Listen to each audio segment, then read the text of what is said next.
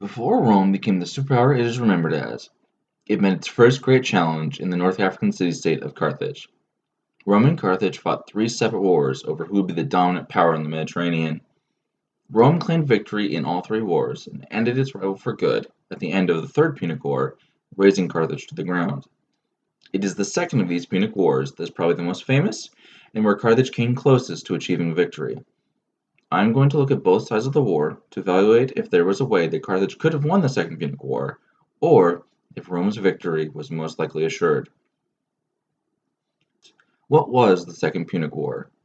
It started when the Carthaginian general Hannibal Barca besieged and sacked a town under Roman protection called Saguntum on the northeast coast of Spain. Hannibal had grown up being taught to hate the Romans for their victory in the First Punic War by his father, and it is likely he had spent many years planning on the best way to attack and defeat the Romans.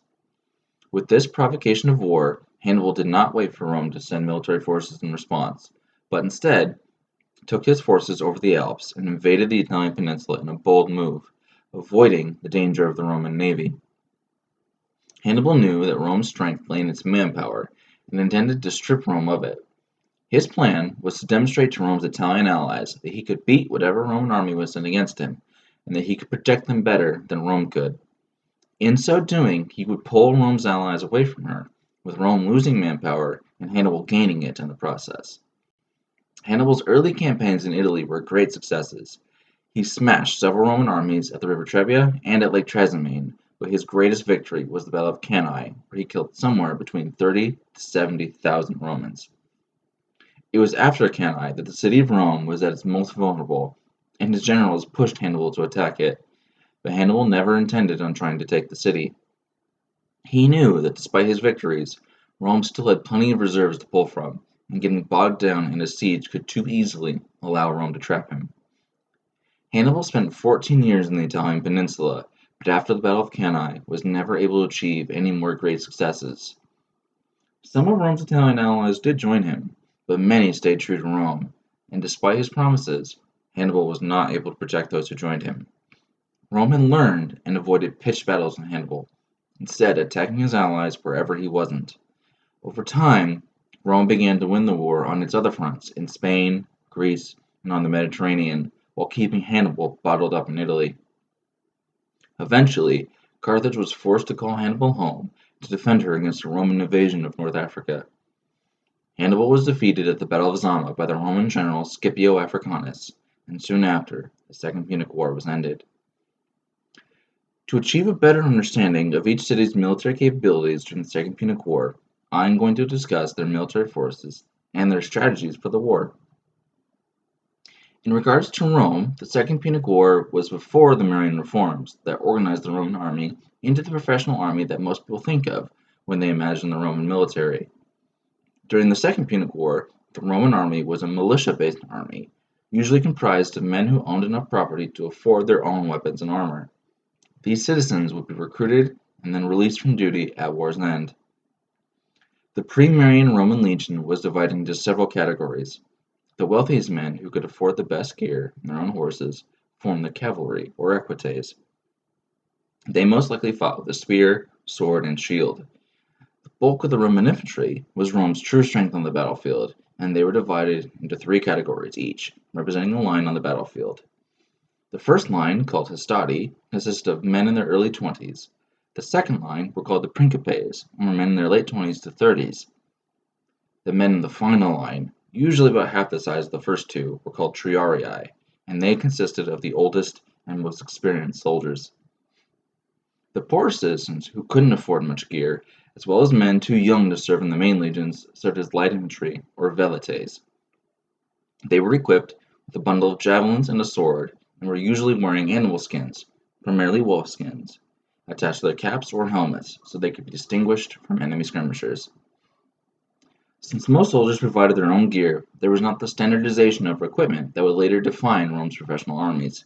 However, the pilum, a short-range javelin-type weapon, and the gladius sword were probably both in use by this time, and would have been used by the hastati and principes. The veteran triarii most likely carried heavy spears instead of swords. Rome's Italian allies that fought with Rome had mostly adopted Roman tactics, and therefore Allied troops easily integrated into Roman armies, as they were both organized and trained in the same manner as Roman troops. Rome's greatest strengths, however, came from its manpower and industry. For every ship destroyed or soldier killed, Rome was able to quickly and efficiently replace them. Carthaginian forces are harder to categorize and examine, and have to be discussed in broader terms due to their diverse nature. Carthage's armies were dominated by allied and mercenary troops, with less of the strict structure found in Roman armies. Hannibal's army that invaded Italy would have had heavy infantry, made up of Carthaginians and Libyans, and light infantry from Celtic and Spanish Iberian allies. The heavy infantry would have been organized in a similar manner to the Greek phalanx, while the light infantry was in a much looser formation, or war bands. Hannibal's cavalry was excellent and made up of Carthaginians, Celts, and a large number of Numidians that were especially capable horsemen, who often proved their worth by defeating the Roman cavalry in each battle Hannibal fought in Italy. Hannibal's greatest strength was his cavalry, and often the cavalry would be the deciding factor in his battles in Italy.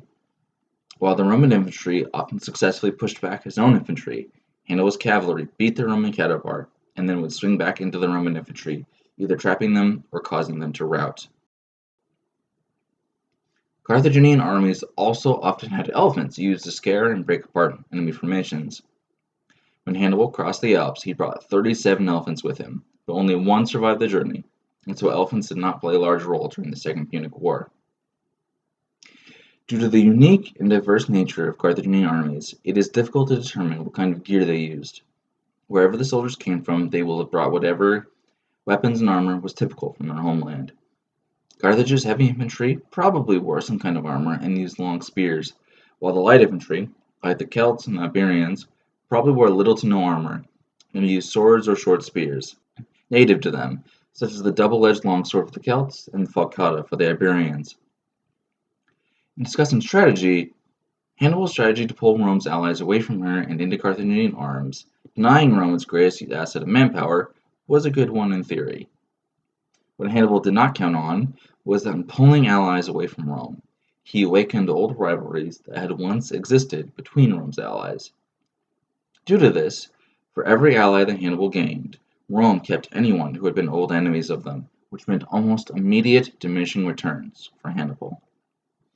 Also, because of his inability or unwillingness to risk a siege of any kind, Hannibal never gained access to a port city, thereby limiting Carthage's ability to reinforce him easily. As for Rome, when Hannibal invaded Italy, Rome's initial strategy was to crush him on the battlefield as they had done to many other enemies. After 3 great losses to Hannibal that left at least one of their armies practically destroyed, Rome learned from their defeats and shifted tactics. They ignored Hannibal while going after the allies he had made. They attacked wherever he wasn't, and after making an example of the city of Capua, slaughtering most of the population and enslaving the rest, no one else dared to join with Hannibal. Rome played cat and mouse with Hannibal for the majority of the 14 years he was in Italy, trying to lure him into a position where they could trap him between multiple armies, or catch him in a siege and finally destroy him. Roman strategy, especially as the war went on, was superior to that of Hannibal's in Carthage. Rome was able to adjust and adapt and focus on winning the war on its other fronts, while keeping Hannibal busy in Italy long enough to back Carthage into a corner. After looking at the information available, I concluded that Carthage could not have achieved a victory that would have left them the dominant power in the Mediterranean like the Romans were able to achieve. Rome's sheer amount of manpower and resources allowed Rome the ability to keep fighting as long as they needed to come up with a winning strategy. Carthage needed to win quickly if she was going to see a victory over Rome. Hannibal had about as good of a plan to achieve that victory as Carthage could have had, but once that plan failed in its goal, it was only a matter of time before Rome turned the tables. Carthage did not have command of the Mediterranean like they did during the First Punic War, which meant getting reinforcements to Hannibal or any of the other fronts of the war was going to be very difficult, and Hannibal never had the resources he needed to even attempt to besiege the city of Rome. Carthage may have been able to achieve victory in the war if the fighting had been mostly in Spain, and Carthage had consistently managed to defeat Roman armies there. Rome may have decided then that the war was not worth the resources lost and called for peace, but it would not have been the great defeat of Rome that Hannibal wished for. Therefore, I believe that Carthage's fall to Rome was always an eventuality.